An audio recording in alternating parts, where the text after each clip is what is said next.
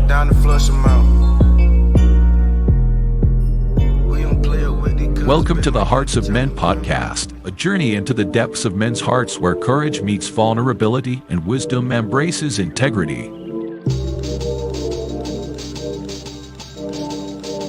In a world that often measures a man by his outer achievements, this podcast dares to explore what truly defines a man of character. We unpack the challenges and triumphs that shape men's lives, bringing to light stories of resilience, compassion, and unshakable faith.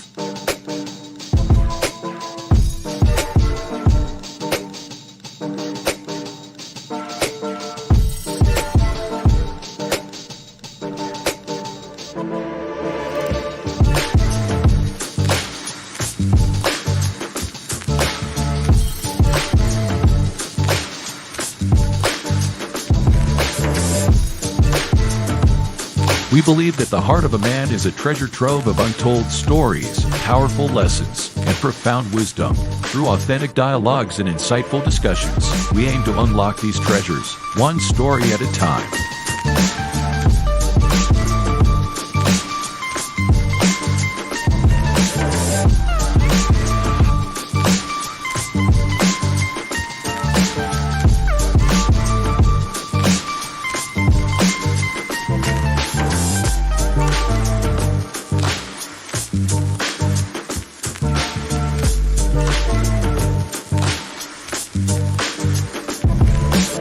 So, whether you're seeking guidance, inspiration, or simply a moment of reflection, you're in the right place. Get ready to be challenged, inspired, and transformed.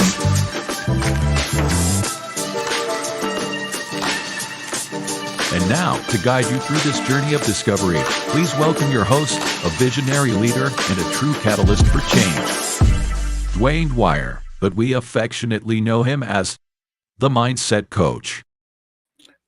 Good evening and welcome to this week's episode of the Hearts of Men podcast. We're your host for this evening's conversation. My name is Dwayne Dwyer, I go by the Mindset Coach, and I'm joined by my brothers up top with me. You have Mr. Garfield Martin, the Uncle Junior himself, also known as the Consistency Coach. Below him, we have Mr. Roland Walker, poor man's Dr. Phil, also known as Mr. Shift Happens. And up under me, you have Mr. Tawami Gaddy, also known as the son of Timothy. Better, but affectionately, we know him as the Available Man. Gentlemen, how are you doing on this beautiful Friday evening? I'm doing good. Just, got to squint a little bit today looking at son of Timothy, but it's all good. No shade. Shade. Definitely shade. That's my guy. I want to pick with him, man. I miss him. Yeah, I'm doing well. Work was fine this week, and I'm just ready for the weekend. Did you say work? That was shade. I just got to come on, Tommy. You ain't got no job. I was about to say he threw shade at himself. It was a blessed week, man. I can't complain. Get to end it off with my brothers and spend time with my baby. So, hey, I'm here for it. Is it me or does he look like Cat Williams' little cousin? All he needed is the drink, huh? Oh my goodness. Hey, listen, man, as always, it is an honor to share a conversation with you guys. I think I speak on your behalf when I say that it is also equally an honor to share a conversation with the most livest chat in social media. And so if you are here, by all means, get in the chats, regardless of whether you're on YouTube, whether you're on Instagram, Facebook, or LinkedIn. And just kind of, speak, say hello, whatever the case may be, because we like to acknowledge you by name on this platform. So that being said, Michelle Ray, Crystal Everett, NL, it's good to see you and welcome to the show. Miss Lisa Keys, The Journey, Miss Verlene McCoy, aka Queen V, welcome to the show. Miss Teresa Austin, good to see you. Miss Bernadette Simmons, good to see you as well, and welcome to the show.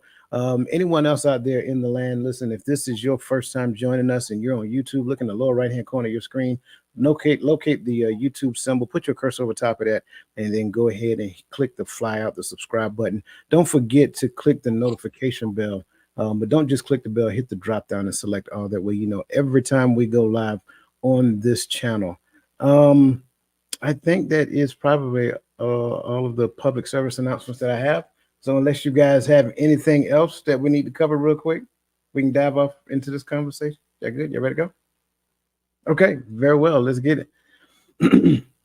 Welcome back to the Hearts of Men podcast for part 2 of our profound discussion on the unspoken struggles of fatherhood in the diaspora. In our previous conversation, we discussed the historical context, cultural identity, and the impact of unconscious biases on Black fatherhood. Tonight, we continue this journey by diving deeper into silent struggles of emotional and mental health that many Black fathers face. We'll discuss the unique challenges and stigmas surrounding mental well being, providing practical strategies for support and resilience. Our goal is to foster a deeper understanding and heightened awareness that can transform our approach to fatherhood.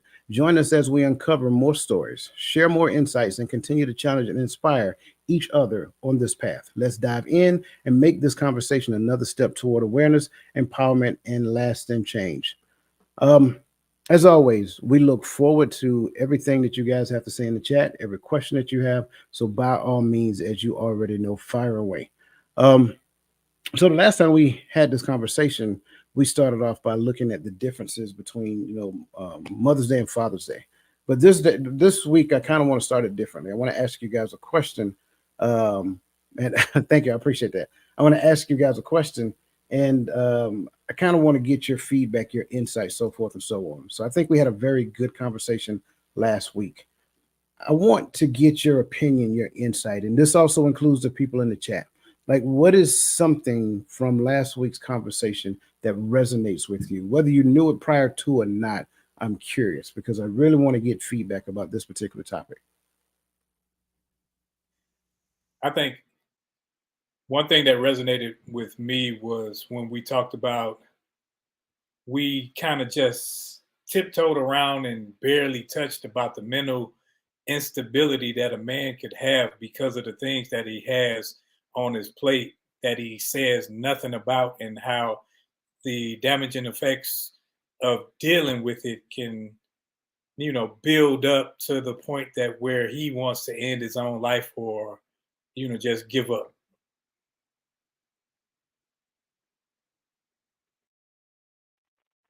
Um, for me, it was a reminder to be more self aware mentally, because even though we feel the struggle, we go through the struggle, but sometimes we don't stop to check on ourselves.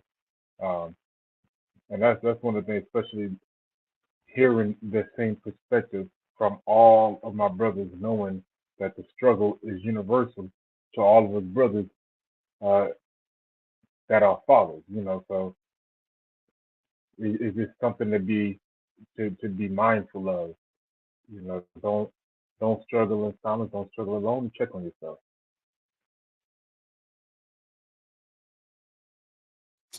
Man, I can't remember what went on last night. Much last week. Man, honestly, man, I don't nothing honestly right now comes to mind. I know that once we get more into the topic, in the discussion today, I think that information is going to start coming to me from last week. So for right now, I'm on standby for this question.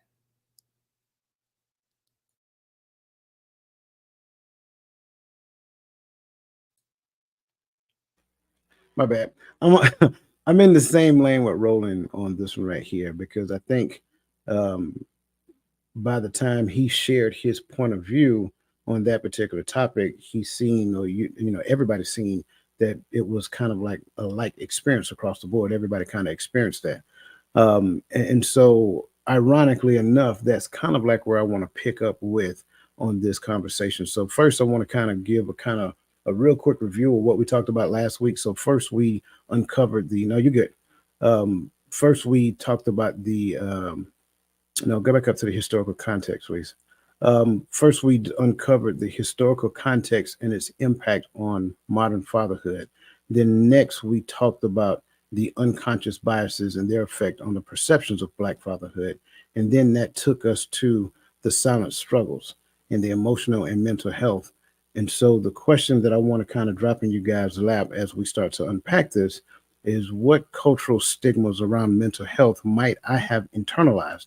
And how might these beliefs be affecting my willingness to seek help or support when needed? Now, as you look at this question, it could be back then when you felt the most pressure as a father, and some of the things that you reflected on, or even some of the conversations that you have with young fathers today. I felt back then that it was a weakness.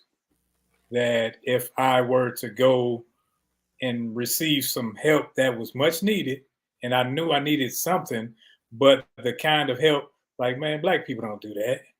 We talk to each other, we get a bottle, we kick it with the fellas, but we don't go and talk to somebody laying on the couch about our problems. That's a sign of weakness and something I can't handle. And I'm a man, so I need to be able to handle everything. And if I say that I can't handle something, then I'm less than a man.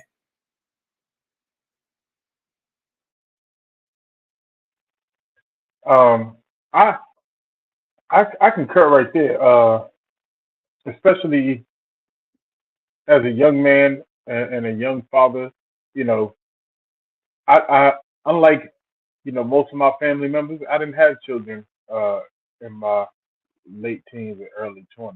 I had I had my first child at 25, right, my mid 20s. Um, until then, I was just living. I was just figuring out this military thing, figuring out you know how to do me, how to take care of me, how to grow as an individual, and then becoming a father, and now all these things that I heard growing up that Roland alluded to. You know, I had to just tough it out. I had to stick in there. I had to just deal with it. Don't don't cry about it. You're a man. Everybody goes through it. All this stuff, and then at the same time, y'all know me. I'm transparent. I don't really care about the messiness. And at the same time, I was being told I didn't have to. I need to stop trying to be involved in certain ways as a father because it was a it was the mother's job to know about the kids' health. It's the mother's job to care about the kids' education. It's the mother's job to do this. It's the mother's job. It's the mother's job. All I'm there for is to pay the bill and shut up. And it's like, well, that's not who I want to be as a father. And so all these things, I'm I'm made to feel as if I'm less of a man to want to be a father, to want to be active, to want to know where my kids are, who's touching my kids, who's with my kids, and all I was supposed to do is just deal with it because every man goes through it. I think the with the cultural stigmas, we can look at our personal lives and then we can look at our military lives. Personally, we were kind of taught, as everybody has said, to be self-reliant, which means that we have to take care of ourselves. No one is coming to save us, right? Then in the military, it's kind of similar the same way. As you get rank, there's less people to talk to about your problems. You don't talk to your subordinates about your issues, but when you get promoted and you're an E6 or you're an E7, and it's only one or two other E7s or seniors around you, there's not as many people to talk about. And then there's still that stigma to be self-reliant, because I am the one that people count on. I'm the platoon sergeant, I'm the squad leader, I'm the section sergeant, whatever it may be. Even on your jobs as bosses and managers and stuff like that, for the civilians that may be listening or watching this show, it's the same thing. So when we become self-reliant, a lot of times it we don't really want to go and talk to nobody. We're like, you know what? Because we feel like we got it. We can handle it. I got this. This is how it's always been. Men need to be strong. I got to hold this stuff in. I don't need to talk to nobody about it.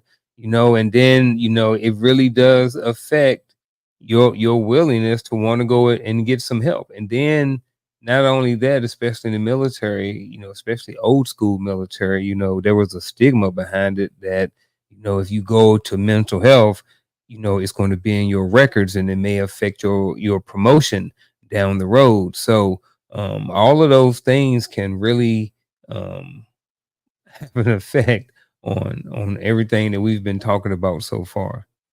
See, I like the fact that you went there, because that's exactly what I was thinking. I was thinking the comparison between being a black father and a husband and being a soldier in the army. Because for me, I had a security clearance. And so having a security clearance, there are certain things that when you disclose it, it's like a red flag. And so you deal with things the best you can. But at the end of the day, dealing with things the best you can, as a soldier in the army, kind of concerned about what the status of your job would be if you disclose too much of a thing. And then on this side, looking like Roland said, looking like you're weak, no male in your family you don't think can relate because, sure, they may have went through some things, but it has not necessarily been an open door for you to have those conversations with them. So whether they're your in-laws, your outlaws, whatever that look like, it doesn't really matter because at the end of the day, it is still a sign. You feel it's a sign of weakness. No one has ever modeled it, is what I'm getting at. So you have not seen men being vulnerable in the family structure, men talking about some of the concerns that they have as men, when dealing with family life, when dealing with keeping the lights on, foods on the table, things of that nature, dealing with some of the issues that take place within the household, dealing with some of the dynamics and what it looks like. And like I said before, I'm the only guy in my entire squadron of my MOS at my pay grade. So I am one of one. So when I go missing, then that becomes an issue, especially when you're working at S3 shop. And so when you start hearing things where, like, little Jimmy's daddy is here for lunch with him every day. I'm not little Jimmy. No, I'm my little Jimmy's daddy. So it's like, who do you have those conversations with? I can't have it with little Jimmy's daddy because he's there every day. You see what I'm saying? So little Jimmy daddy can't even relate to my situation. So it's like a lot of these things tend to bear, and then you start having these self-talks with yourself because you try to rationalize things out in your own head. It becomes taxing. And I like the fact somebody mentioned about your soldiers. Like it's kind of like, what was it, an old secret commercial? Never let them see you sweat. So when you put on that uniform, you try to be the best version of yourself when you get the word, because you don't want your soldiers to see like there's a chink in the armor. They shouldn't see signs of weaknesses and things of that nature. So all of this goes to bear, still showing up, still doing your job, still wanting to be the best version of yourself, giving your all to the people that you're in charge of, and then attempting to give your all, attempting to give your all for the people that you are responsible for when you make it home. So it is a heavy burden when it comes down to the stigma because it's a fallacy. It doesn't exist. It's something we made up within our own cultural dynamics simply because we didn't really do, and I'm talking from a male side of the house, right? We didn't necessarily do a whole lot of hospital visits and things of that nature. You didn't see a whole lot of men going to the doctor or whatever unless there was a significant issue. So when you start talking about these, you got physical health care and you got mental health care. Well, we never seen mental health care happening unless it happened in the church. And that's a whole nother conversation within itself. So any other points you guys want to add to that before we press forward? I'm laughing at me. Not the church. The church. Church. Go ahead and talk to Pastor. Pastor Johnson. So let me bring up that question. Bring up that question, please, because I think that's a great question. She asked, do you think that this is a problem in abuse? Is a problem in abuse in relationships? I believe she is asking, I'm a little confused here. Is abusive relationships? I'm thinking abusive relationships. And I think if that is the question, I would definitely say yes. But then I'm looking at another perspective of it as well, because when the thing that we don't understand, we abuse. So when you abuse relationships, it is definitely a systemic problem. But I mean, I'll leave it to you guys to answer how you see it. Well, I'm glad you. Oh, no, go ahead, yeah. No, I was just gonna say, I'm glad you said it the way you said it, because that's kind of how I was thinking when I read the question, which is, I don't think people see it as abuse in relationship because it has become our cultural norm uh, for men to be seen in the light that we're seeing, to be treated in the light that. This is why, even in those conversations, right? All of us on here have agreed we can't stand those men versus women conversations. But a lot of those conversations stem from it's an evolution of the cultural norms we have created. Man comes home and gives his money to wife and go to sleep and go back to work. He's not really involved in family, you know. So the abuse has become silent because we don't see it as abuse. We see it as weak men crying when they speak up.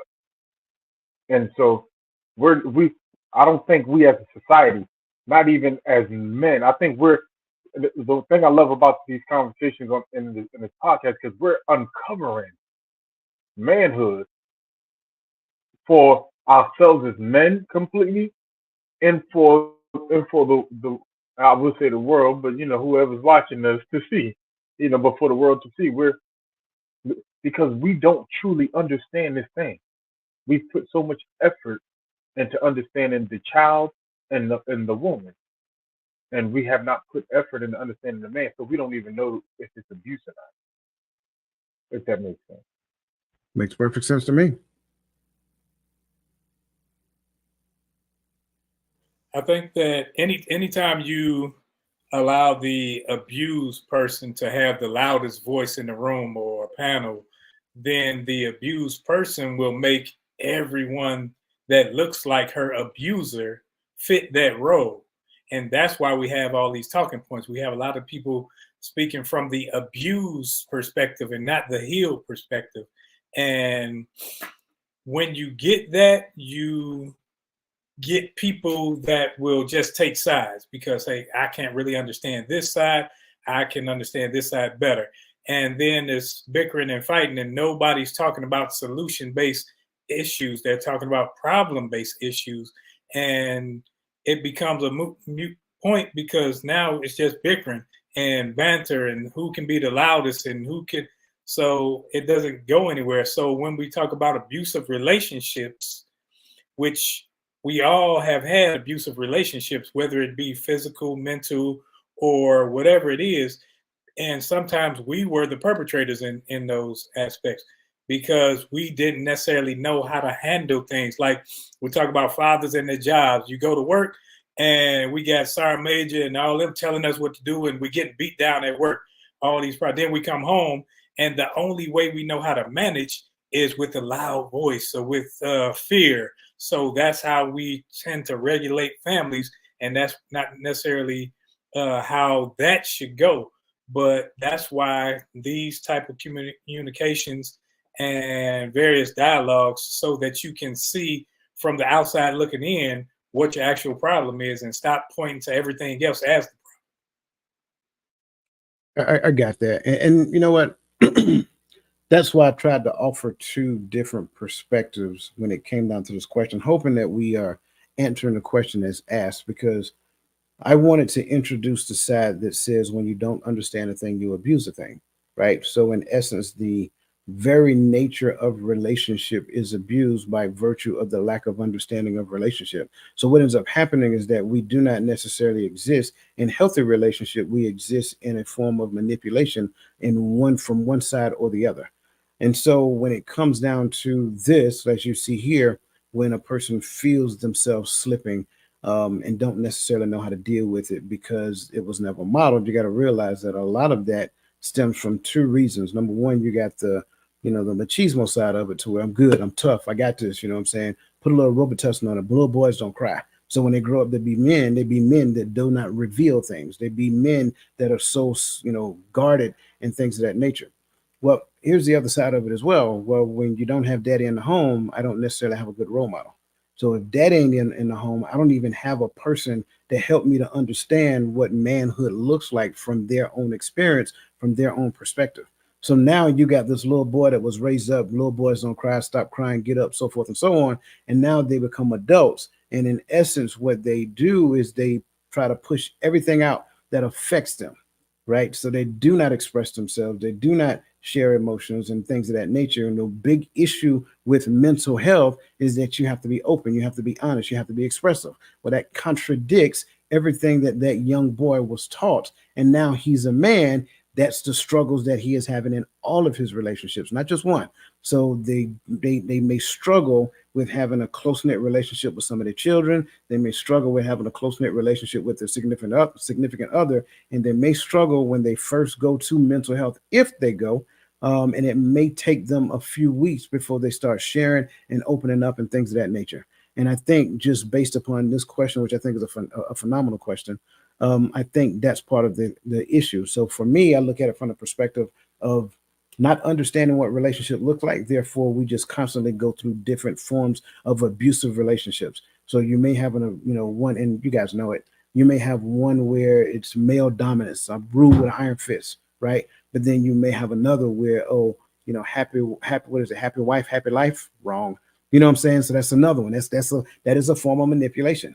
So again, both of them are wrong. So what does it look like? What does it look like for two people to come together and exist as one? And that's the struggle. That's the rub. And because most relationships do not model that, it is most relationships look like a form of manipulation. Therefore, now in that space, and let's just say one day this man wakes up and realizes that, man, I was married for 7 years, and I've been married for 7 years and didn't even realize I was being manipulated for 7 straight years. So when they wake up and they try to say, hey, can we sit down and talk about this? I want us to, kind of get on track on what this right here say. No, I don't want to do that. I don't want to do that. So now, again, going back to what Roland said, I go to work and I'm gonna use the other side of it, because let's just say you're actually good at what you do. So everybody at your job say, man, you're phenomenal, you're awesome, you're kicking butt and taking names. And then you come home and you're struggling just trying to get people to clean their room. So yeah, the abuse is real. Go ahead, Uncle. Look like you're ready to come off the ropes now. No, I get everything you're saying. I'm just back here listening, soaking it in. Yeah. So no, I thought that was a great question, and thank you for that. And again, it's hard. It's difficult. It's not something that's easy, especially when they get to the point where they know they have to open up and express themselves. It took me, when I first did it, it took me like 8 weeks before I even opened up to my counselor. And the only reason I went is because everybody, Roland, you remember this, everybody had to go to be screened for PTSD. And when we got screened, it's like, okay, you, and y'all got to go see somebody else. And that's how I ended up going the first time. So great question, and thank you for that. Let's kind of move on to balancing traditional and modern parenting practices. This one ought to be very interesting. So the question, gentlemen, that I have for you is, in your observations and experiences, what are some concerns between traditional and modern parenting practices? Well, first of all, I want to talk about some of the differences. I think when we look at some of the traditional, we looked at um, more of a strict, more of an iron fist, more of a do what I say do type relationship between the parents and the children. And then when we look at some of the modern parenting practices, I think we're looking at more of time out, let's sit down, let's have a conversation. Your thoughts and your feelings are important, different things like that. So um I want to kind of start with that. If you guys got anything that you guys want to add to it, please do before I continue, if you guys want to, if y'all got anything. Well, I want Dwayne to show the shirt. No, I'm just kidding. I like the shirt. No, I'm gonna come after you though. Okay. I'm Okay. see where you go. Yeah. All right. So I think some of the concern lines, especially when you have blended households, or you have um where the parents and everybody's kind of connected and advice has been given on how to parent, right? So I'm a grandparent, so it's like if I'm telling my son, hey, look, this is how you should be doing things, rule with an iron fist, yada yada yada. And he like, well, hey, I want to talk to Haley, and I want her to have her opinion. And so now he's kind of confused, and he's trying to figure out, okay, so do I rule with this iron fist, this traditional way of doing things, or do I take this modern approach? So I think sometimes it can cause confusion. We all have to, as parents, we all kind of go through that, when we start becoming parents and trying to figure out how to parent and stuff like that. But I think, just some of the concerns is just with any parent, is just trying to figure out the balance and trying to figure out what works for you. So that's my response.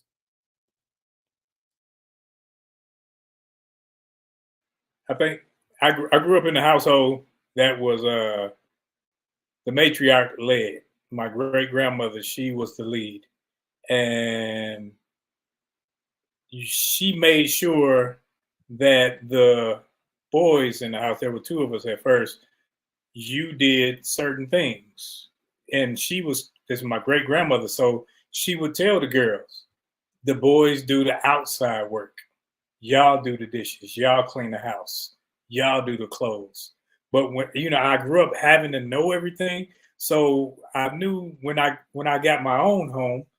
Now I'm in the military. My way of transitioning, I didn't need anybody for anything. I didn't need you to wash my clothes. I don't need you to cook for me. So I did all those things.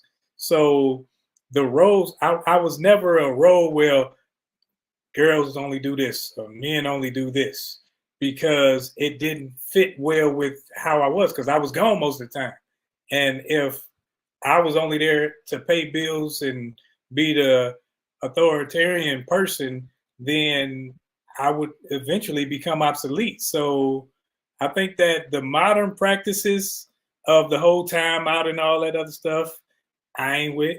But the communication portion, I am with. I'm with actually listening to kids articulate, because if you shut them down when they're young, they won't be able to speak up for themselves when they get older. So it's a certain way you're gonna talk to me.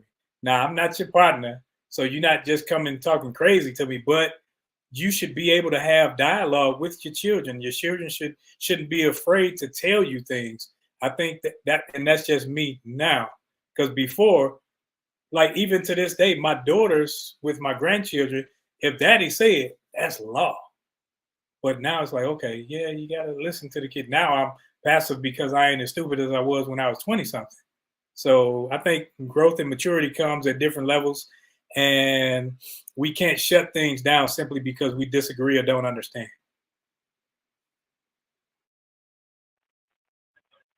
I would say first I want to say I think traditional is different for everyone, right? Because as much as I like to say I grandfather myself into Generation X, but there's some things that y'all experienced that I didn't experience, right? The the whole '70s exist, I wasn't there. Um, and I'm not being petty. I've written. I love you. I love my brothers. But there's some things that may have taken place in the home that didn't take place. Even though I think there's some still similarities. Every time I hear y'all talk, I hear the same thing. But like kind of like what Roland said, by the time we showed up, it was predominantly mother-led home, right? Um, and so there's a lot of things in parenting we saw and we didn't see, right? We heard and we didn't hear because you know the old saying, "Mama did the best she could do," you know, and and so now in modern parenting, you have two different things.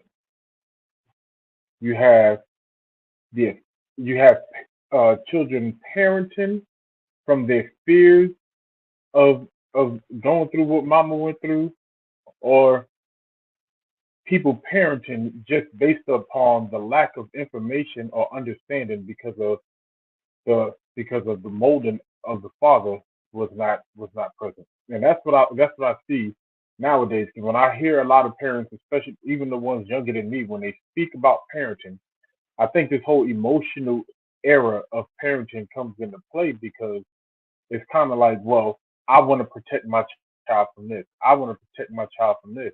It's like, and half of it, they tell me they never went through. So I'm like, who scorned you with their experiences? But as when I'm looking at the traditional modern, I think for us, for my generation, and those after me, we are parenting based off of the lack of traditional parenting. We don't know what it looks like for mommy and daddy to parent together, either mommy or daddy. We don't know what it looks like for for I hear older people say, how mama used to tell us wait till daddy get home. Well, we didn't have that. Mama did whatever she could do, and 9 times out of 10, when Mama was out there hustling, trying to make ends meet, or whatever she was out there doing, because some mamas was just living their best lives in the 80s and 90s, uh, we were panned off to somebody else, or we were, you know, go outside so Mama could have her company, go in the room, stay out of grown folks' big business. You know, a lot of so we spent time raising ourselves. I have to, I said it like that. We was outside by ourselves. We ran the streets. We ran the city by ourselves. We came home when the sun went down, or the street lights came on, depending on where you're from. You know, so so as we parent now, we don't know. And I agree. I agree. I don't think some of these parents know though what it looks like to mold a child because a lot of us molded ourselves. We just got told to watch our mouth and mind our business when we got around the adults. And so for me, that's the concern. The concern is no one is listening to Papa Roland. And I say it like that for two reasons: to be petty, because he's Papa, Grandpa, and for the fact of he made those mistakes. He's learned and he's grown, and now he's Papa, he's Grandpa, and nobody's listening. We're trying to. Well, I could do it by myself. Nobody's listening to to Grandpa, Uncle Garfield. We're dismissing the elders who have gone through some of the same absentees we've gone through, or some of the same struggles we've gone through, but are wiser enough to fix it, to mold us into the right, to steer us in the right direction. Uh, so that's my concern.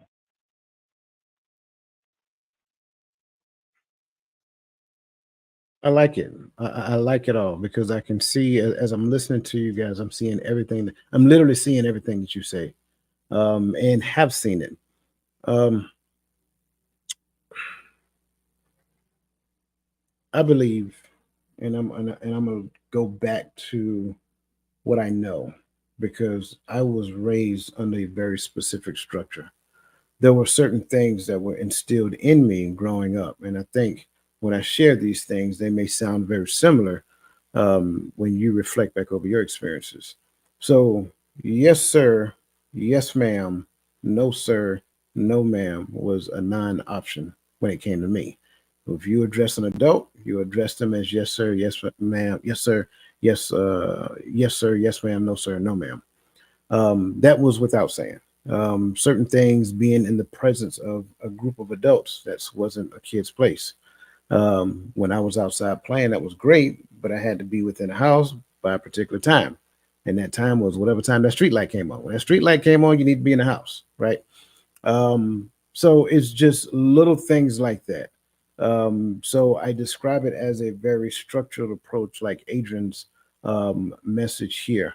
It was very structured. Now, I believe because that structure existed and some people didn't necessarily like it, what ended up happening is that they loosed the chain, they loosed all the chains of the structure. And so now you have kind of like an amoeba style of parenting. Um, and that amoeba style of parenting kind of lets that child do what they want to do. And as long as that child don't go too far, you kind of reel them back in. Okay. And so the structure isn't there.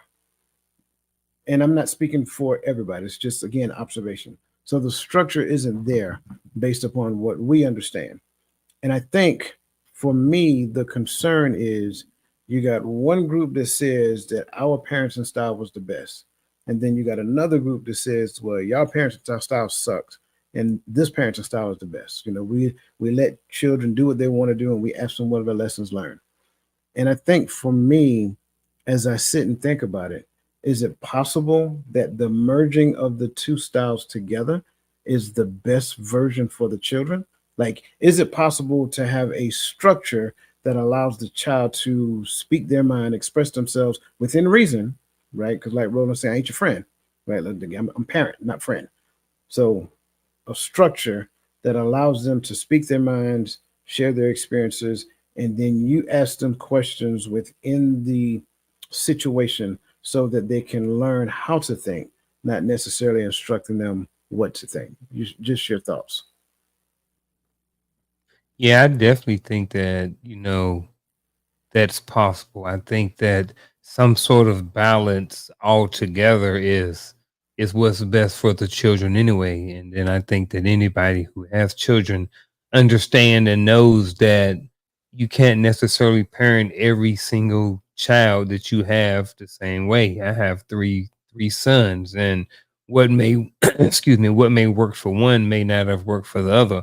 The objective is to be the best parent, and that's for all of your children. So whereas again, whereas ruling with an iron fist may work great for the one child, but the middle child may be a little bit more different. So you may not be as effective in getting your point across, or being a good dad if you are ruling with an iron fist. He may require a kinder, gentler approach. So on the surface, I think that Coach is absolutely right. There needs to be some sort of balance between some sort of modern and some sort of tradition, whatever you want to call those two different things. Um, so um, so yeah. I did have another comment about the other stuff, but I'll get back to it. Oh, I go with the another concern I think is with the modern and the traditional is just the school system, right? So when you are raising kids and your kids have to go to school every day, the type of discipline that you can instill in your children at home is selective, because you know that the child has to go to school every day. So you may want to go out there and spank that child with a switch, but that those welts that's going to be on that kid's leg the next day is going to bring up red flags, and you may be getting a phone call from CPS. So something that simple, when it comes to the traditional of, kids getting whooping with switches and belts and stuff. And then now I'm coming in here now, and, we had it when we was little too, but now it's a lot more, it's really out there, and everybody, matter of fact, and everybody in the education system can be an anonymous reporter. So anybody can call on you.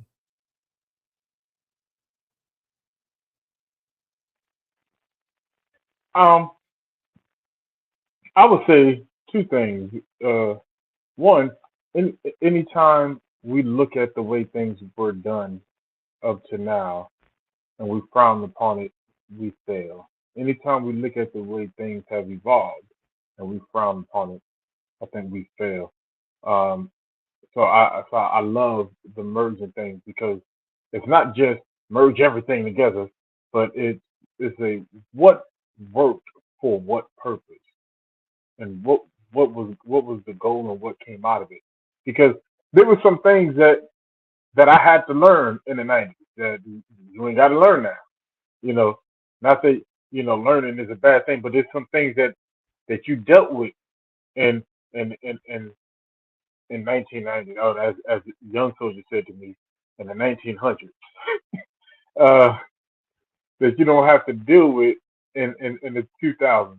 You know, because time has evolved, culture has evolved, communication has evolved, the way we do things have evolved. So but in the contrary, there are some other things that they need to learn that we didn't have to learn. You know, I don't remember growing up having to learn how to be careful of creeps on the internet. That was kind of like when I was like 18. I ain't had a computer. Uh, well, my daddy did have an old Mac that nobody could use but him. But even then, we didn't have internet. I didn't even know what that was. That was people in the suburbs had AOL. But but that wasn't a thing we had to be taught. So teaching something different because the times are different.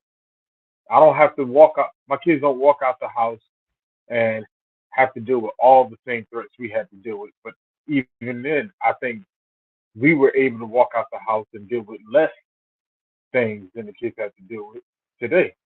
So I love the idea of immersion, but I think we gotta observe and learn why things worked, why things were the way they were.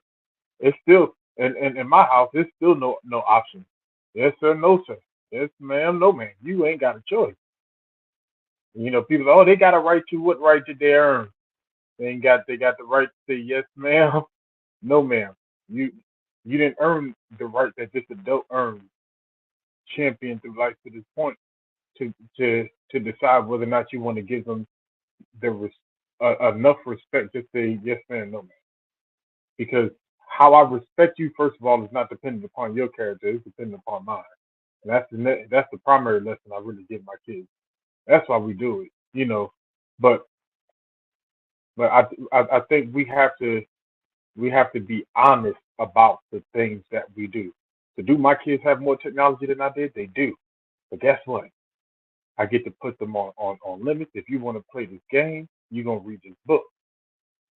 I remember there were days I was just looking at books. My daddy told me to read, and he beat us into the book, and I just sat there and looked at the book and cried in it, and turned the page. I ain't read not one word, but I was in there for an hour with that book in my hand.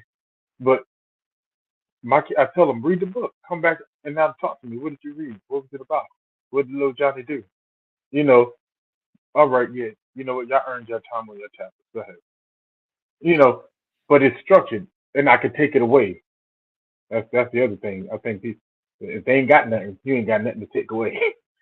I can also take that thing away. So I think since I was a parent in the 1900s, as Gaddy said, I think I was a I was an inner city kid, but raising suburban teenagers, suburban kids. And I would try to parent out of fear that they would come into contact with some of the things that I came in contact, but we were in totally different areas. We were situations and everything and mentalities. But since I was raising girls early, my boy came later. I was raising girls earlier. I raised them out of the fear that they would meet somebody that had the intentions like I had when I was growing up.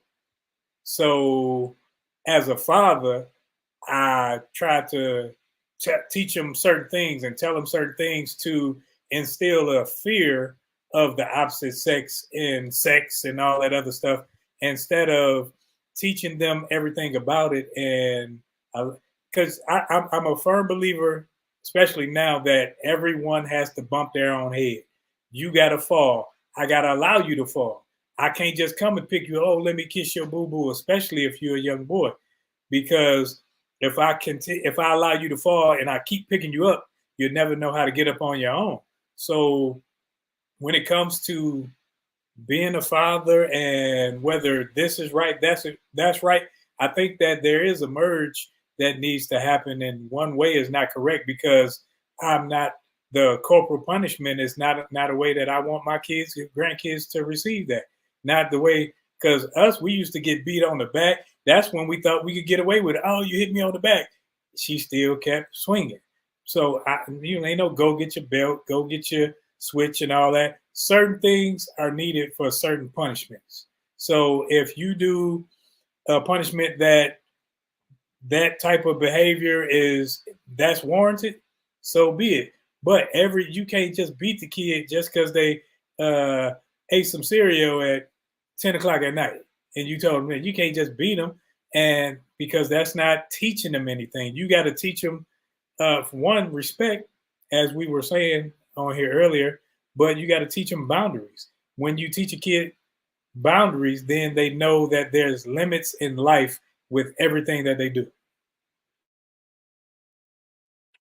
I like it.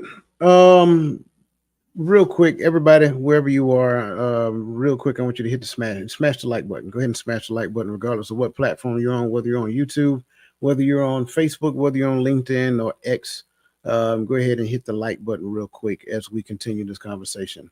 So I'm hearing everybody say that we should that we should merge the two styles together. My bad, man.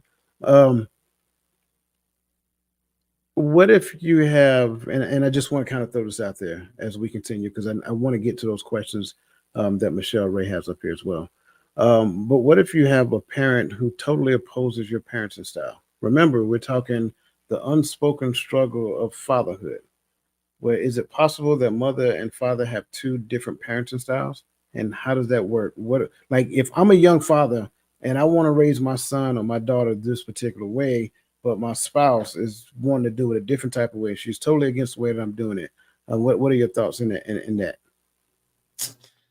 Ooh. All right. So what we're saying is we are speaking that these people did not have the conversation before they got married, which, like most people, we don't have the conversation. At some point, y'all have to come to an understanding. There is no ifs, ands, or buts about it. You have to.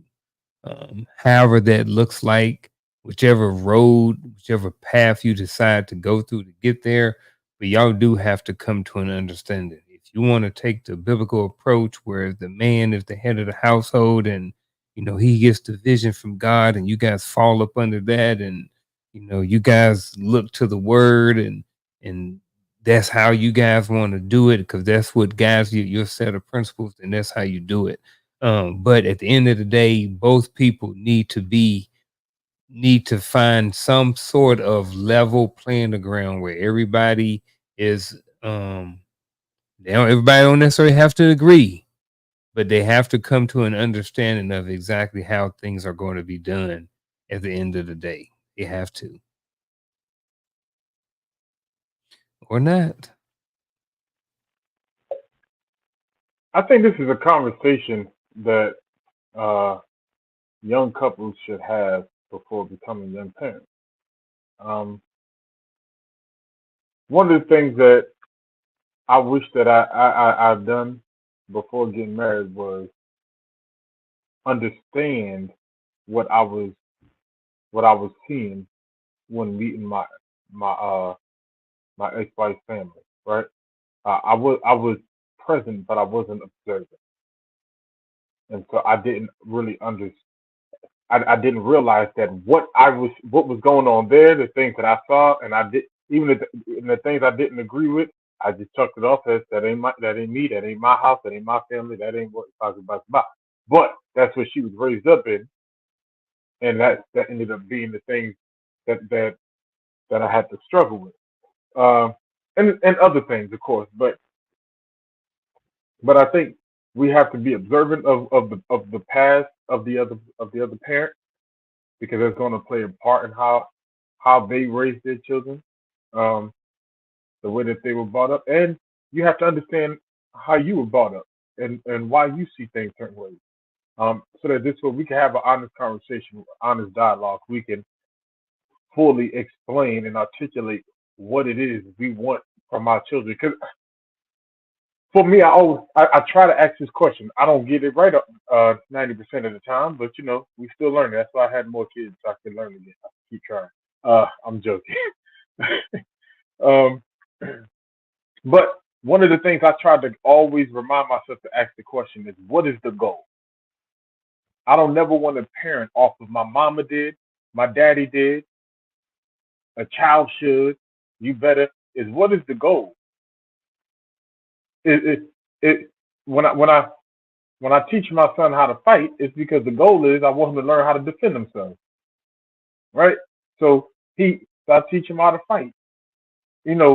why am I doing the thing that I'm doing? And so I think if we have these honest conversations, then we can come together and start realizing how we can parent together. Because I think we have to learn that that child will have an identity of you and an identity of me if we parent together. Your way don't have to be against my way, but we have to learn how to support each other's way. Because even now, I don't agree with everything, my wife does as from time to time. But when she says something, when she does something, I I support her in front of the children. Right? If we're gonna have a conversation, we'll have a conversation about it. But she gets my support, and all I ask is the same thing. I'm not gonna do it the way you do it, but when I do it, what I need is your support, so that we can do this together successfully. I don't think two separate people that grew up two separate ways from two separate places can 100% agree on parenting, and it can't be your way or no way. I think that what worked at your mama's house and what worked at my mama's house, okay, I'm throwing both of them out the window. We have to do what's best for us. And when we're talking to these young kids, we talking as if they are smart. No, they 20s and teens and 30s stupid. So they out here hunching and humping. That's what they doing. They ain't thinking about making no babies. They don't think about the baby until, oh, she missed her cycle. So now I got a plan. I got to do this backwards planning thing, and then they learn on the job just like us. That's why they need mature people in their lives to help guide them. So as they come with the stupid questions, as they come with the stupid fighting issues and problems, now we can say, hey, we can bring it down to where they can say, okay, man, I was dumb when I said that, when I thought that, because I thought I was supposed to just bang my fist on the table and she was supposed to do what I said and my food's supposed to be on the table and the kid's supposed to act all right. That's not how life happens. Life does not happen like that. Your kid's gonna do some ignorant stuff. Your wife gonna do some things that you don't like. Your husband, your spouse, whomever it is, you two are coming together, learning one another, and it's a process. And it doesn't happen over 5 days, a year, 2 years. It happens over time, because sometimes you don't like that person, but you should always love that person. You should always respect that person. You don't have to like their decisions. Like Gaddy said, if she comes in there and the kids say, well, mama said this. Exactly. We'll do what your mama told you. Then after you can say, hey, what was this about? You can talk to them, but all that arguing in front of them, I don't tell my kids, like, remember, they my kids too. They not just my kids when it's time to buy school shoes. But so that's my take on that. I don't know. I don't know. I'm with Uncle on this one. We got to have the conversation early before we even get into the relationship. I need to understand what I'm getting into. Once we already got into a relationship and consummate, it's too late. And I got what you're saying. How we did it at my mama house and how we did it at their mama house, it goes out the door. But what do you think we learned it from? So I got to bring something from there. She got to bring something from there. And what we're doing is we're merging learnings as it pertains to raising the child. But at the end of the day, I believe that part of the decision metric, the decision metric is how you view raising children. If you view raising children totally different than I view raising children, then we ain't compatible. That's just how I see it. And if we are, then great, we can continue to move forward. And I think for me, it's not about perfection, because I think sometimes we believe that it has to be done a particular type of way. It's like, what are we striving for? What is the end goal? What is the so forth and so on, right? So when it comes down to it, you may do a thing a particular type of way. The way that you do it, I'm not necessarily married to, as long as the outcome is the same. If the outcome is the same, that's all I'm really concerned with. So I think a lot of times, and I'm saying that for a particular reason, because sometimes what ends up happening is that a person may be asking about your way of doing a thing, and you think just by them asking, you're assuming that they're trying to tell you that the way you're doing it is wrong. I do know that both sides exist. But again, for me, I have to say that the conversation must exist in the beginning. That's why in the beginning, doing relationship coaching, there's 16 different points that we talk about. That's one of them, right? What are your view on parenthood? Like, what I think it was Gaddy, you mentioned, looking at the parents and their relationships and things. That's a good indicator. It is a good indicator. Hey, I'm being transparent. It is a good indicator on where they learn their lessons from, right?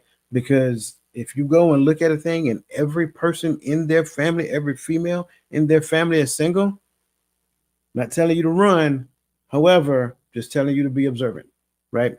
And you don't judge a person based upon another person's lifestyle. I got it. Things happen. So that's why I say that's not a okay, pull pitch and run right now. That's not, I'm not saying that. I'm saying again, if you see something, be observant of the trends because the trends are taught. That's the lens that you most people teach through.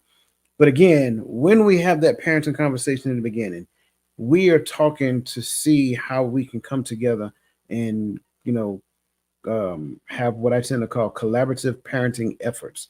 Collaborative parenting efforts is where we collaborate in the best interest of the child, not because I want to be the child's friend or not because I want the child to view me as a better parent. No, I think it was Gaddy who said I would never correct an adult in front of the child. If I don't agree with what's going on, sure, whatever is going on is going to happen. As long as you ain't trying to kill a child, right?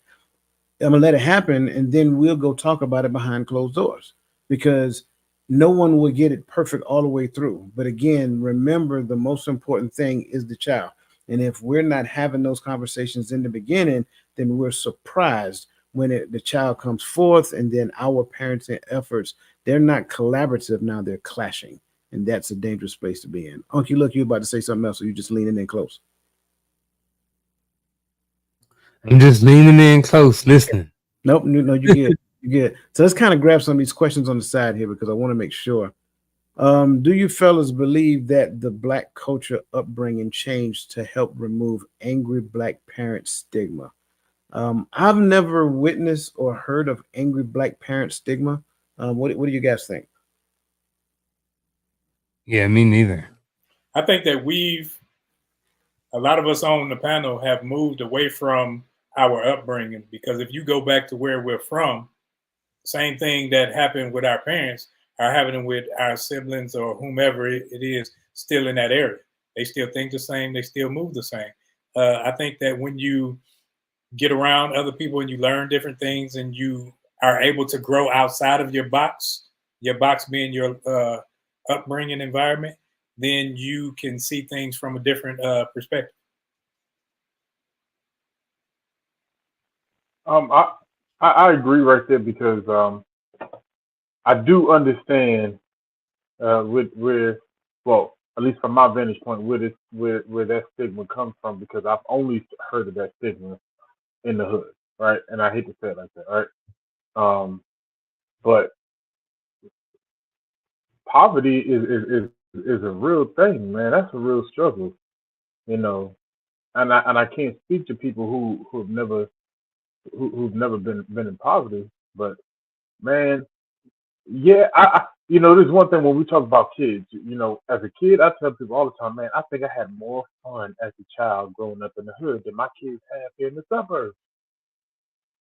I mean, sometimes we want to drop my kids off in the projects and leave them for a week or two, you know, because they don't know how to play. They don't know how to have. I just, but for an adult, when you're trying to figure out how to feed said kid, when you're trying to figure out how to house them, how to clothe them, you worried about about taking care of life, you know.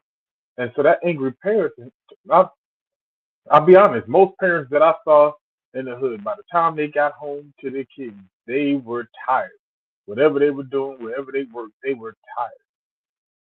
And I mean, tired and beat down. And especially growing up in New York, because wherever you worked at, you had to travel another hour or two on the bus or train to get back home, just to have your kids not do none of what you asked them to do.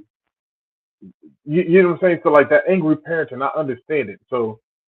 I so for me, I'm looking at culturally. I think what has changed for a lot of us is that we no longer live in that environment. I see my like Roland said, my sister still parents the same way, the angry parenting, but she's still in the same condition. And I think when we can help the condition, help the and help the culture, then I think a lot of that stuff will fade. So yes or no? What do you got? No. Yeah, I no. mean, I'm not trying to be funny. It's a yes or no question. So what you got? Yes or no? Roland says no. Uh, no, Okay. I What you got? no. I don't I'm not familiar with the angry black parent stigma. Yeah. My parent my dad worked, my mom for the most didn't work. So that's kind of how we grew up, old school, traditional Pentecostal apostolic church. Episcopalian, hold my mule. Okay. Next question. Oh, my mule. So is it fact that we create labels to categorize them by behavior? Example, middle children act certain ways. For me, I would say no. I think we can't. I think there is some truth to certain things based upon age, like the terrible twos, right? I don't think they're terrible. I just think they're extremely busy and got a lot of energy. But I think those categories exist, but I don't think when you look at the position in which a child was born, that kind of identify their behavior. Um, so yeah, no, I wouldn't. I would, because I got a bunch of them. And because my oldest, Which my one is in the middle? No, I'm joking. my oldest girl, she was the responsible one because she had to be. Because we didn't no daycare. I got doggone 4 kids at the house. But then now the middle girl, she wasn't the oldest, but she wasn't the baby girl. So there was some times where she may have desired more attention and sought out more attention because the oldest is responsible. Hey, listen to your big sister. The youngest is the baby girl. She getting away with all the mess, and she's in the middle, kind of figuring her way out. But I think that those behaviors come for some sort of neglect that we perform or lack. I think that we do. I think that some people do create labels to categorize, but I don't think it's the best thing to do. You know what I mean? I think anytime you're trying to group everybody into that group, I think it can cause problems because now when you say, okay, well, all middle kids act like this, well, now you're going to treat your kid based off of what people say the middle child is supposed to act. So now everything that you do with your middle child, you're looking through it from the lens of this is this is what is expected from the middle child. And then if it's something that's saying, okay, well, the middle child act like this, then now you accept it and say this what it is, and then you don't do anything about it. So I think that people do create labels and categorize it, but I think you can get in a lot of trouble when you do start doing that, especially Right. when you start acting or treating people based off of that said behavior that children are supposed to act like. Right. And that's kind of like my point. Even going back to the whole angry black parent thing. Who is coming up with these labels and how many people are they using to gather the information to create these labels? We got to be careful of the stuff that we adopt because the stuff that we adopt and take it as the truth can cause, we just kind of carry it from person to person and things of that nature. So is it any such thing as an angry black parent, or is that person just dealing with, like using Adrian's definition here, is it just them dealing with the level of trauma in their parenting at the same time? So I think that's a lot of what happens. That doesn't make them an angry black parent. That makes them a person who have not resonated with their past experiences. Oh, by the way, they just happen to be a parent. So I'm not that one that adopts everything that people say. Like I'm that person these days. I fact checked everything. Just because this new terminology comes out, I'm not accepting it. And that's just kind of like my point. So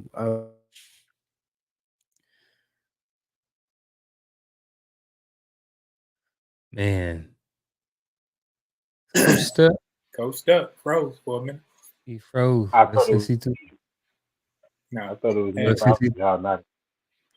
but what we're talking about, that's the same when it comes to the children. If you allow that, like, as you were saying, that could become an excuse for them for bad behavior.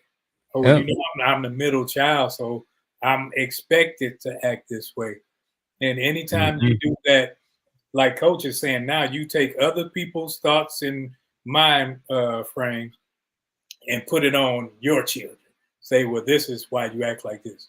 Same way people, well, you act like that because you're a Taurus. You act like that because Oh man, don't even get me started on them horoscopes. I'm just like, and I get people believe in them, and I'm not dogging nobody out. My thing is that if you believe in horoscopes, then that means you believe that people are only created in 12 different ways, and that's it, 13. based off of a month.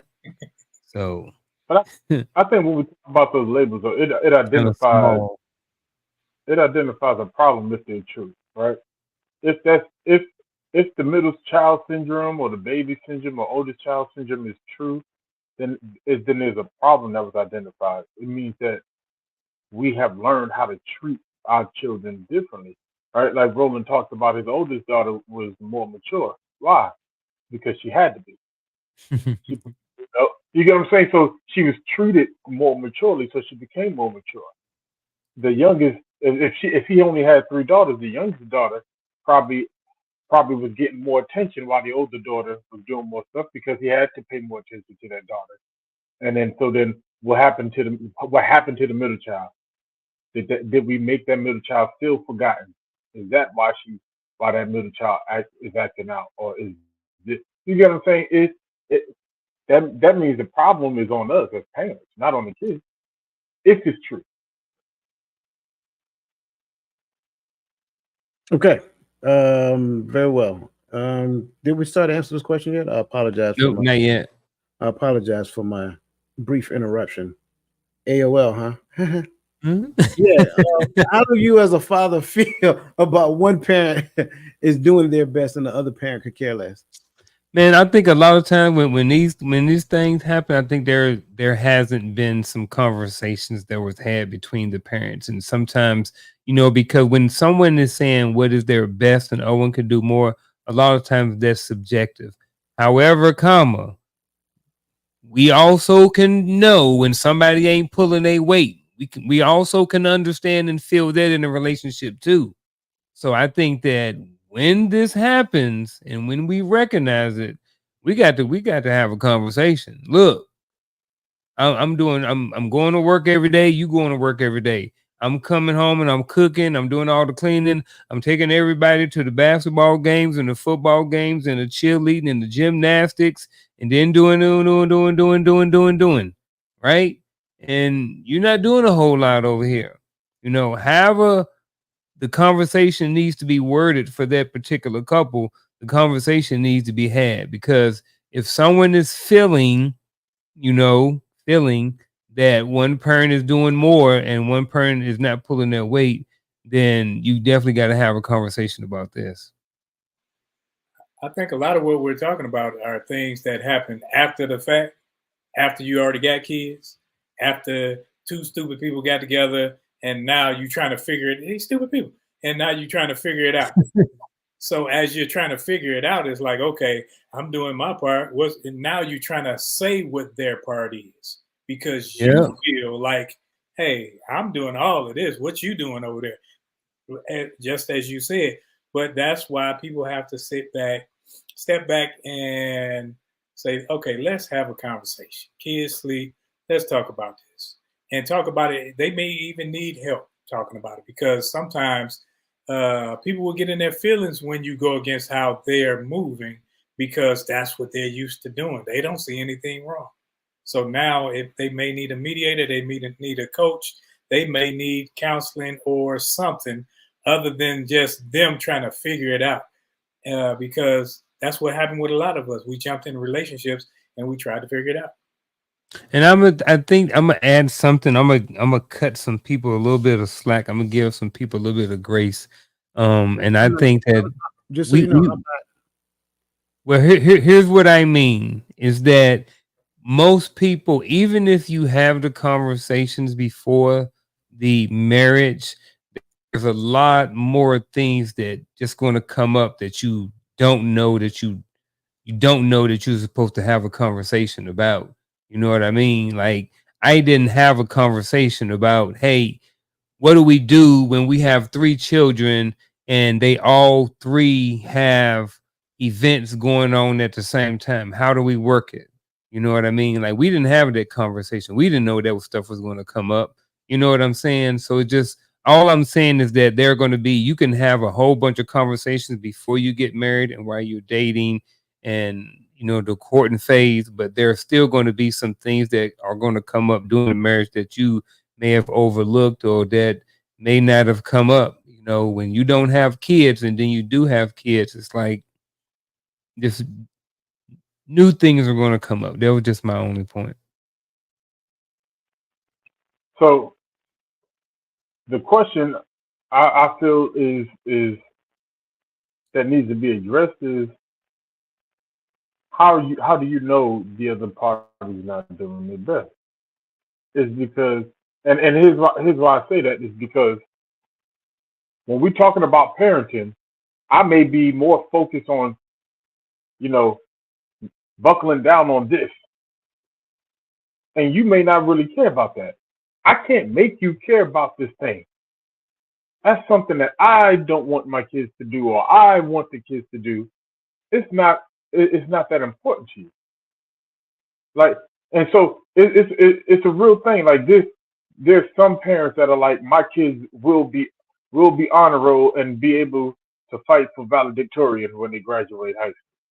And some parents is like, hey, graduate, just do what you love when you grow up. Like, you know what I mean? So I may not be trying my best at the thing you want me to try harder at because I don't care about that thing as much as you do. I care more about the respect and character thing than I do about the valedictorian. You know, and I'm not saying, you know, education is not important or character is not important, but the other parent just might not be that invested into what you're into that specific area. So I think sometimes we say, oh, this person don't care about this person don't care about that because they don't care about what we want them to care about. So the reason why I said what I said, because this is a loaded question.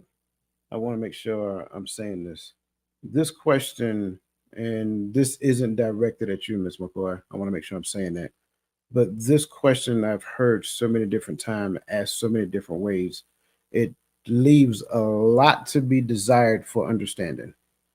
So to flatly answer this question does not take in any specificities of anybody's situation. Okay. So how do you as a father feel about one parent is doing their best? Nobody does their best. They do what they're doing at their current point in time. But what I've found to be very consistent is if you talk to them at a later point in time, they will openly and honestly tell you that if they could turn back the hands of time, they would do things differently, which is evidence that they didn't do their best. They did what they knew how to do. That doesn't mean they're best. It's two totally different things. Another thing to pay into to factor in, the other parent could care less. Now, was that parent in the home or out the home? Unknown because of the style of question. I'm not asking for specificity. I'm just talking about the question in general. Unknown when it comes down to this. So going back to Gaddy's point, I agree that person may have been doing what they knew how to do, which according to their previous, concept, that could have been their best. But maybe you're just better at the thing that you expected them to do. And because you were better at the thing that you expected them to do than what they were doing was substandard. But to them, it was their best or just what they knew how to do. But again, this also goes back to the model, right? See, we try to have this notion of moving into this new space of life as though we all came from perfect homes. I need to be consciously aware if I am looking at intertwining myself with a person who did not have their mother or did not have their father. That's part of my decision making understanding right there. That's part of my decision making metrics. Okay. Now, let's look at it from a different perspective. What if we're talking about a father who was, like we talked about, I think it was last night on TikTok, who was an absentee father, which simply means that they're not in a home. Well, parenting by proximity does not make that person a better parent over the one who's not in a home. And oh yeah, by the way, if they're court ordered to do a particular thing, and then that later on they're mandated by that parent, say, "Oh, I need this, I need that. Little Jimmy need this, little Tommy need that, little Tamika need this," and that person like, "Yo, I'm already doing this, that, and the third." Oh, in your mind now you're thinking that that person isn't doing their best, but you have no idea what's going on in that person's house. You have no idea what else they're responsible for. You don't even know if that person is eating ramen noodles 7 days a week. So I think, and again, that's why I say this isn't at you, Miss McCoy, particularly, but I've seen this question so many different times, and there's so many unseens. And when we just flatly answer this question, it doesn't take in the nuances that go along with this question. So I hope that I was clear in my response. But I do believe that as it pertains to it, both parents have a responsibility to the child, not a responsibility to fighting one another. And I think when it comes down to it, that's what you see a lot of in the parenting space. We fight each other as parents because, again, that goes back to, and I hate to say it this way, that goes back to my ego. I want to be viewed as the better parent over this person, whatever the case may be. I want to be in the child's, good graces as it pertains to a particular thing. But at the end of the day, here's the reality of the truth. If you failed as a parent and I am the other parent, we failed as a parent. That's the answer. Will always be the answer. There is no separation when it comes down to parenting because the child came from both parents. If one parent is not doing their job, if I'm the custodial parent, I have a responsibility to do more, not for the child, right? For me doing, I have a responsibility to reach out to the other parent and say, hey, can we do more collaboration when it pertains to this child? And I think for me, and I think this is a spot for me. I don't see a lot of that. That's my concern.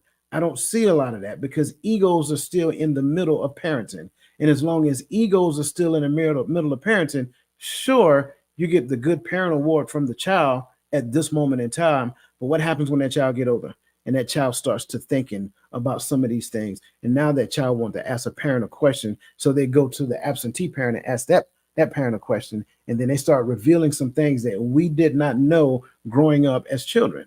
That's why I'm very skeptical with this question because it paints something that may not necessarily be there. Got it. Look like you was about to. Nope. Okay. Good. You know what? Let's just bring up the next question. We're doing that tonight. This is where we at. So, what are some questions? Exactly. I told you I trash a whole show for questions, man. But that was a good question. I appreciate that. What are some questions? What questions should two people have before marriage and start having kids? Before they get married, before they start having kids, what are some of the questions that they should ask one another? Please. I'm going to start off with the first one. Is how are we going to manage our finances? Right there. Because if we own two separate sheets of music, it's going to be hard. How much money we make is an important conversation. How much debt we have is an important conversation. Can we manage the household on one income while the wife is pregnant? Can we manage the household on finances if something terribly goes wrong and we have to support the child medically or something happens to you? Have these conversations as kids. I'm not saying that they're all expensive. A lot of people will say that, but I will say that, man, the time that goes into raising children is vast. So, and things cost money, everything. So I'm just going to start with just that one because we're looking at the time. I think that one question I would probably, and this is me now, I'm old, but if I had this mind then, one question that I would ask, are we going into a marriage or a partnership? Because to me there's a difference. So I would ask that question because I can get a new partner. If you ain't doing right, I get a new one. I fire you, I get another one. But then if I'm considering it a marriage and it's by the book, not me standing in front of a bunch of people and saying I did this before, yada yada yada. But me saying this is a marriage, we have become one. Now, if I'm saying I'm doing that and you're saying you're doing that, now when it gets rough, I ain't getting another partner. I'm not getting another you. I'm stuck with you, and we got to work this thing out. So that's what I would ask.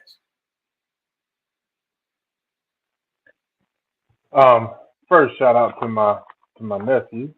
Uh, but man, I tell people all the time, ask all the questions that concern you. But I do love the idea of seeking out, you know, under seeking out questions as well. Because you got to talk about finances, you got to talk about upbringing, you got to talk about kids and the ideology of raising kids. You got to talk about all these things. Um, what do you think a wife is? What do you think a husband is? Because I need to know from you, what do you expect from me as a husband? Is that realistic? You know, and we need to have that conversation. And I need to know what you expect of yourself as a wife, and does that meet, you know, my expectations or not? But we need to have these conversations. So, but and the best way to have these conversations sometimes is not to be scripted; it's just to have the conversation. Let's start asking these questions. So I think just having questions and having conversations, you know. So these are definitely some great start points. I think for me, real simple. What is your most profound relationship and why? That's my question because I'm listening to see what that answer looks like. If you tell me that relationship is between you and the Most High, then okay, I get it. To me, that makes sense. If you tell me that relationship is between you and your father, right? Okay, I get it. To me, that makes sense. Um, but you start talking about aunties and uncles and all kind of stuff like that. Yeah, I hear that. So I want to know relationships because at the end of the day, that's what I'm seeking to be, and I'm seeking to be in relationships with you. Now, that's not taken away from any question that these brothers asked because I definitely love that question right there. We need to start talking money matters afterwards. Shortly after that, I need to understand relationships. And I need to understand money matters because that's how we're going to live. But with those two things, those things to me make sense. Great question though. And so glad that you're asking that question, young man. Look, shout out to all the young men that's out there listening to us, because we hope that these questions are adding these questions that are being answered and the way we're answering. I hope it's adding value to your life. I do want to touch one more question before we call it a night, and I want to talk about the role of mentorship and community support under reframing fatherhood. There you go. What role can mentorship and community support play in empowering Black fathers to redefine their roles and break free from societal expectations? I think it can play a great role. I had, like in the fifth grade, fourth and fifth grade, I had Mr. Chambers. He was a positive, influential Black role model for me. I didn't know what he did when he went home. I just knew how he moved in the community and how he treated me and anybody that I seen around him. So I think when you have those positive role models, it lets you see that there's a difference in what you normally see if it's different than that. And something positive can come from that. So I think the that whole mentorship, we it's a necessity in our communities. Whether you in the suburbs or the inner city, there should be a form of mentorship. We should all strive to mentor youth, whether it be male, female, because the females have to know what a husband looks like. The young men have to know what a husband should look like. So when you are teaching that and the if the thing looks the same, then I think it works to make a better overall product of children. I think the reality of it is that everybody is not going to necessarily be a mentor, and everybody is not going to be involved in the community. At least that's what I've been seeing in my 48 years of life. However, comma, if it's not a mentorship, I think a level or a step right up under that would be being an example, being the right example, being a positive example. So even if at 48 years old, I don't have anybody that really wants to be up under me, to be up under my mentor, my mentorship, then at least I can be an example. At least when I'm out in Walmart or I'm at you know Old Country Buffet, I remember that place, or Western Sizzling. If I'm out in public, that at least I'm presenting myself as to as a father. You know what I mean? Am I present at the football games? I may not be a mentor. My son's playing football, and there's a bunch of coaches and mentors and people out there that he looks up to on the football field. But what I can do is I can be present. I can be at the game. I can cheer. I can take pictures, different things like that. So, like I said, everybody is not going to get to be a mentor. So I just want to bring it to, in my opinion, back one level, and everybody can be an example.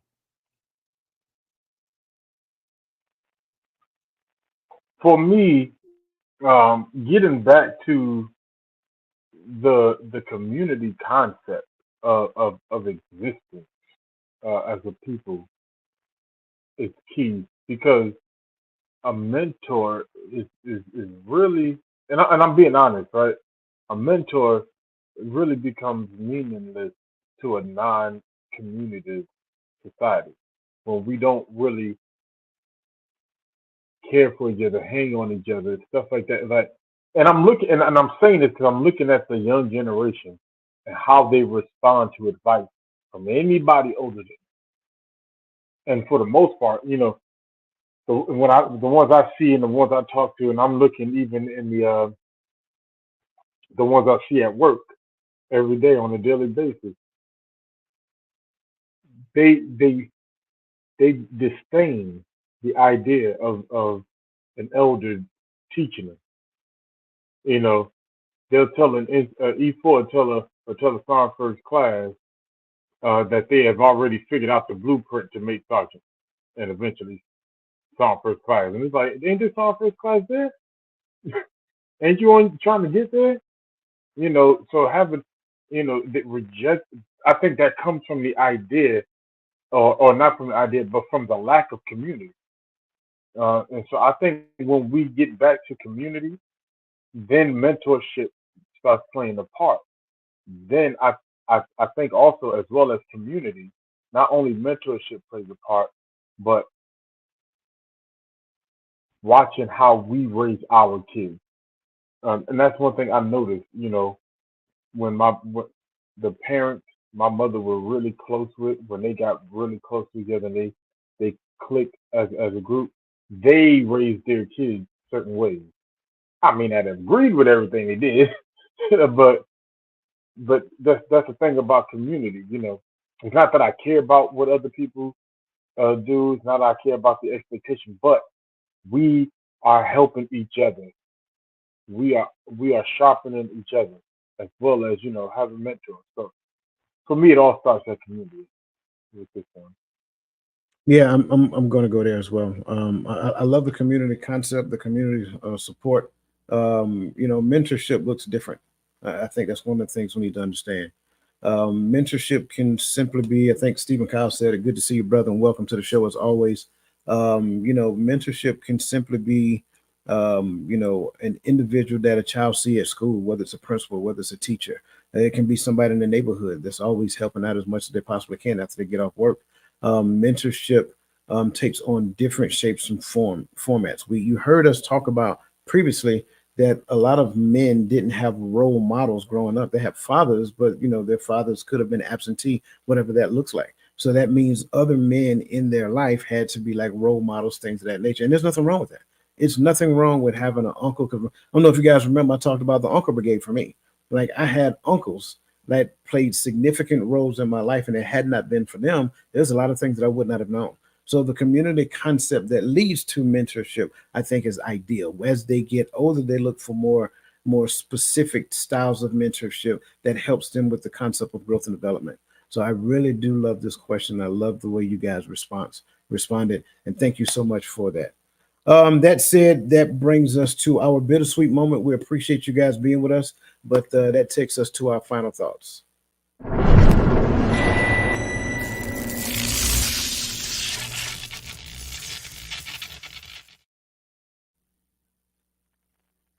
Man, this is a great part too. I would close out saying we have championed through so much in this diaspora, right? And we have overcome so much. For us to get to a place to where we minimize one parent over the other, or to where we give up because the struggle got hard doing it. So my thing for us is that we gotta get back to sticking together, right? Men and women, community, mothers and daughters and fathers and sons, we have to get back to loving each other, trusting each other, and let's keep pushing forward. There's so much more for us to come. Uh, y'all got great things in store. That's all I Men, because this is about fatherhood, men have work-life balance issues, social, societal pressures and issues, loneliness, mental health, all these things weighing on them. And we can't overlook our mental health and just look the part. We have to actually become the part. And as we learn more and do better, that's where we can see ourselves grow. But it's a process, and this process is not an easy one. So we can't just look at it and say, okay, well, I'm going to do this and everything's going to be perfect. No, because tomorrow something else will happen. And they always told it, we want to be in charge. And they said, heavy is the head that wears the crown. And men don't really look to shift the blame and find, well, it's her fault, it's their fault. No, we take what is and we accept it and we find ways to make it better. Because when we find ways to make it better, it's better overall for the family nucleus, not just for me, not just so I can have less pressure on me. Because if we are leading our families and our communities, that means that a lot of that blame for everything will fall on us. So I'm not looking to shift it to anybody else. I'm looking to make my community, my family, and my household better.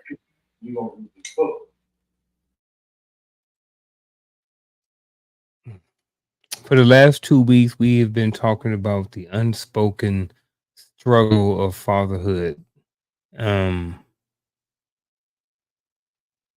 think one thing that people really don't understand sometimes, if you haven't been a father, is sometimes how hard it is. I- I've raised 3 sons. My youngest is 19 and my oldest is 29. And all the emotions that you can have, you go through as a father. The reality of it is, because we don't know what we don't know, we don't always go and have a conversation with someone while we're going through the struggle for whatever reason.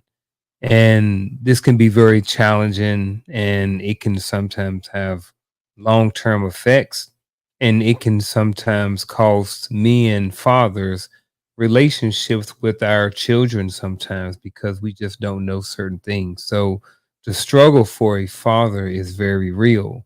If you are married, you know, you always have to contend with that thought in your mind that if something happens, there's a big chance that I may not have the relationship that I want with my child or my children, because the state or the court system may end up more than likely give my child to my future ex-wife. So I think that a lot of people don't really understand what men go through, and the struggle is real. Um, and it's a lot more real and a lot more struggle during certain phases of being a father. And I just wanted to say that, any dad that's out there, please make sure that you are doing your due diligence and go out there and make sure that you spend some time, excuse me, taking care of yourself, working on your mental health and your physical health so that you can be a better father to your children.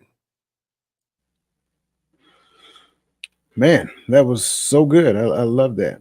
I think fatherhood is important. If we have not gotten that nugget yet, I hope that we brought it home over the past couple of weeks. It is the first introduction that a child really gets to God the Father through their father.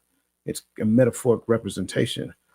Um, and so we have to be careful when we downplay fatherhood. Now, I'm not trying to compare the human flesh to God the Father. What I'm saying is a metaphoric representation.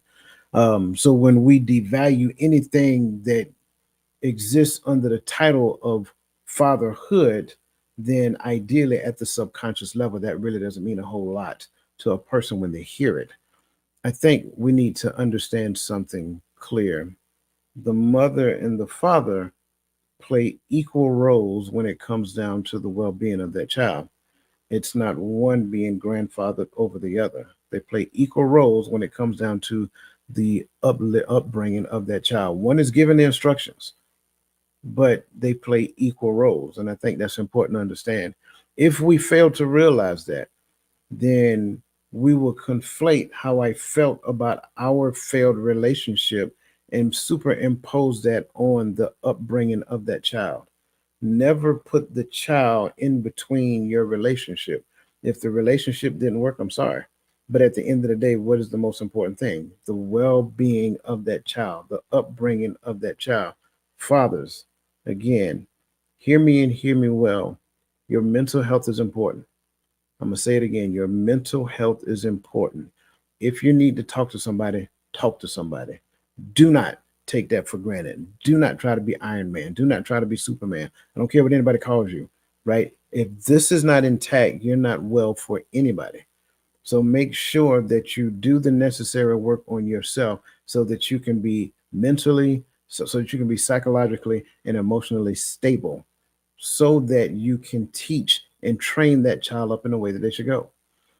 It's important for us to understand that we should not be at odds, mothers and fathers. Again, we are not the enemy. The father is not the enemy of the mother is not the enemy of the father. However, we have a joint entity that is our enemy that we can't even see because we're too busy attacking one another. It has to stop. It has to stop. If you cannot see the results of that, all you got to do is come up from behind the rock and pay close attention. You're seeing 3 generations later what happens when we pit each other against one another. We must come together for the well being, for the sake of those children, for the well being of our community, and for a better future. And that's where I'm going to end with my final thoughts there. Listen, I greatly appreciate you guys participating in this conversation. Greatly appreciate all the value that you guys greatly appreciate all the value that you guys added. Again, smash the like button before we get up out of here. Tomorrow morning, 10:30, we will be airing Reframing the Image of Relationships, where we're going to be talking about limits and beliefs in relationships. So you guys got to show up. All y'all got to come. I'm trying to tell you, show up and let's fill this up, because I'm telling you, that's just as important on the heels of this conversation here. It's strategically intentional, right? That's right, you get it. So that being said, listen, you guys have a fantastic rest of your evening. Get some rest. We'll see you guys bright 10:30 in the morning for Reframing the Image of Relationship. Remember, Tuesday's Coach's Corner with me and that handsome fella right there. Okay. And then next Friday, 8 p.m. Eastern Standard Time. Hearts of Men, we're going to be talking about distractions. So you don't want to miss nothing here coming up in the near future. I'm trying to tell you. So that being said, have a fantastic evening. Enjoy your evening. See you in the morning. Listen, let the best version of yourself be a blessing to somebody else.